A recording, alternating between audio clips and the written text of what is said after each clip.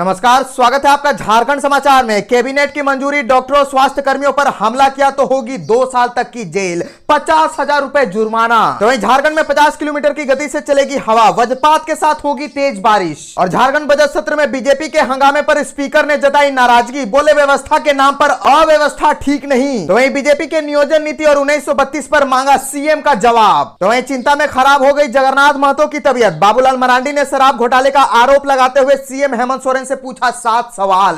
तो अब तक की सभी बड़ी खबरों पे बात करने से पहले आपसे छोटी सी अनुरोध है कि कृपया वीडियो को एक लाइक अवश्य कर दीजिएगा, क्योंकि आपका एक लाइक करना ही हमारे मेहनत का फल होता है। तो शुरुआत करते हैं आज की पहली और बड़ी खबर से। इस वक्त की बड़ी खबर झारखंड से आ रही है, जहां चिंता में खराब हो गई जगन्नाथ महतो की तबीयत। बाबूलाल मरांडी ने शराब घोटाले का आरोप लगाते हुए सीएम हेमंत सोरेन से पूछे 7 सवाल। दरअसल झारखंड के शिक्षा और मद्य निषेध विभाग मंत्री जगन्नाथ महतो की तबीयत चिंता की वजह से बहुत ही खराब हुई है। उन्हें पता है कि शराब घोटाले मामले में अधिकारी को बुलाने के बाद भी वह मंत्री के समक्ष नहीं आ रहे हैं। इस चिंता में उनकी तबीयत पर असर पड़ा है। बाबूलाल मरांडी ने उपरोक्त बातें ट्वीट करते हुए कही, मंत्री जगन्नाथ महतो की तबीयत खराब है, चेन्नई में मंत्री जी का इलाज चल रहा है। दूसरी तरफ राज्य में राजनीति तेज है।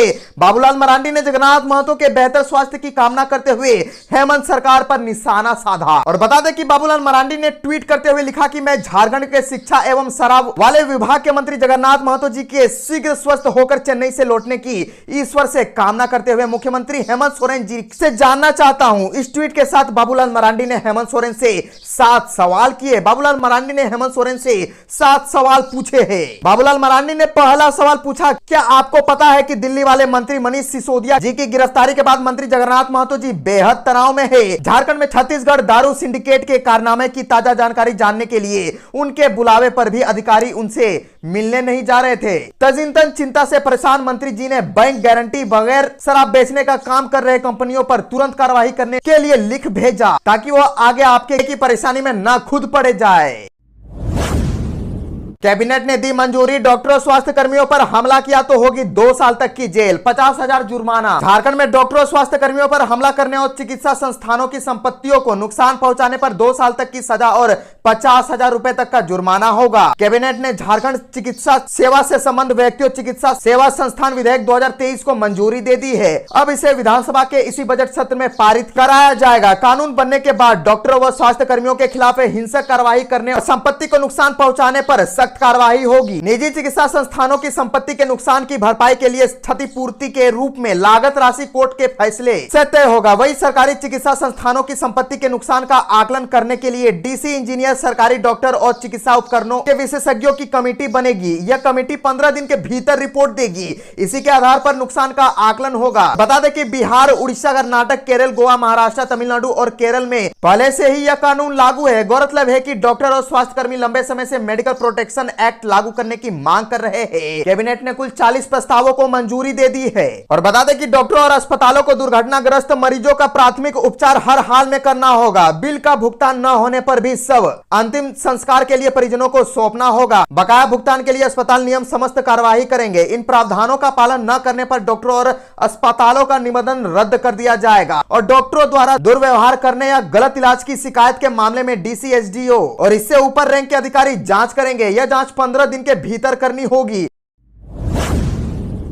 तो बात कर लेते हैं झारखंड के मौसम की। तो 50 किलोमीटर की गति से चलेगी हवा, वज्रपात के साथ बहुत ही भयानक बारिश के आसार। मौसम विभाग ने 17 मार्च तक के लिए येलो अलर्ट जारी किया था, लेकिन यह अलर्ट अब 18 मार्च तक के लिए जारी कर दिया गया है। मौसम विभाग के पूर्वानुमान के अनुसार 4 दिनों तक राज्य के कई हिस्सों में मौसम बदलेगा। इस दौरान आंधी बारिश के साथ वज्रपात भी हो सकता है। 30 से 40 किलोमीटर प्रति घंटे के हिसाब से तेज हवा भी चलेगी। मौसम में यह बदलाव पश्चिमी विक्षोभ के कारण हो रहा है। भारतीय मौसम विज्ञान विभाग के अनुसार मौसम में बदलाव का असर आज से ही दिखने लगेगा। खराब मौसम की चेतावनी एक दिन और बढ़ गई है।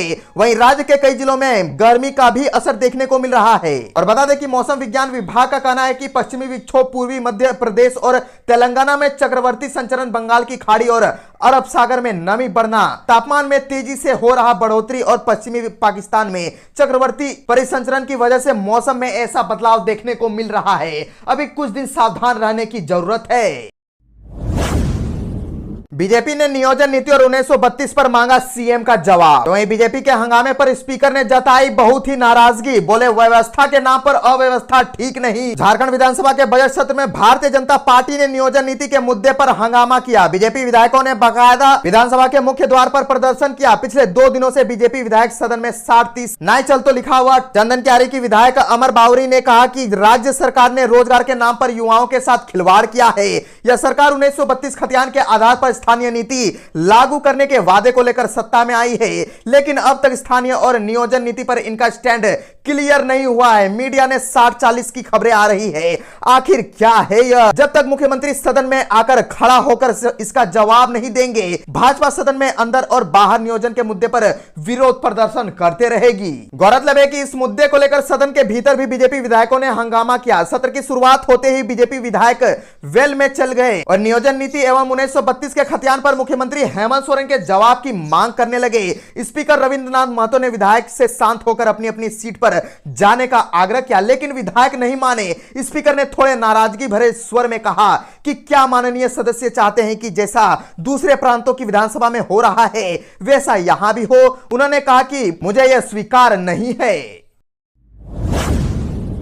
कांग्रेस का तंज बीजेपी, मोदी जी ने किताब लिखी, अडानी को बचाने के 101 तरीके। कांग्रेस ने आरोप लगाया कि अडानी के पास मॉरिशस के जरिए शेल कंपनियों के माध्यम से पैसा आया। यह पैसा कहां से आया इसकी जांच होनी चाहिए। रांची में एक प्रेस वार्ता को संबोधित करते हुए कांग्रेस के राष्ट्रीय प्रवक्ता गौरव वल्लभ ने आरोप लगाया कि मॉरिशस के जरिए शेल कंपनियों के माध्यम से अडानी के पास करोड़ों रुपए आए हैं। गौरव वल्लभ ने कहा कि हमने केपीसी की मांग की है, लेकिन बीजेपी जांच से भागती है। उन्होंने तंज कसते हुए कहा कि बीजेपी और मोदी जी ने मिलकर एक किताब लिखी है, अडानी को बचाने के 101 तरीके। गौरव वल्लभ ने कहा कि देशवासी जानना चाहते हैं कि कैसे संदिग्ध साख वाला समूह जिस पर टैक्स हेवन देशों से संचालित विदेशी शेल कंपनियों से संबंधों का आरोप है, भारत की संपत्तियों पर एकाधिपत्य स्थापित कर रहा है। इस सब पर सरकारी एजेंसियां या तो कोई कार्रवाई नहीं कर रही है या इन सब संदिग्ध गतिविधियों को ही सुगम बनाने में जुटी है। देश जानना चाहता है कि प्रधानमंत्री ने एक मित्र पूंजीपति को विश्व के दूसरे सबसे अमीर व्यक्ति बनाने में मदद क्यों की और वे इस गंभीर अंतरराष्ट्रीय खुलासे पर चुप क्यों है।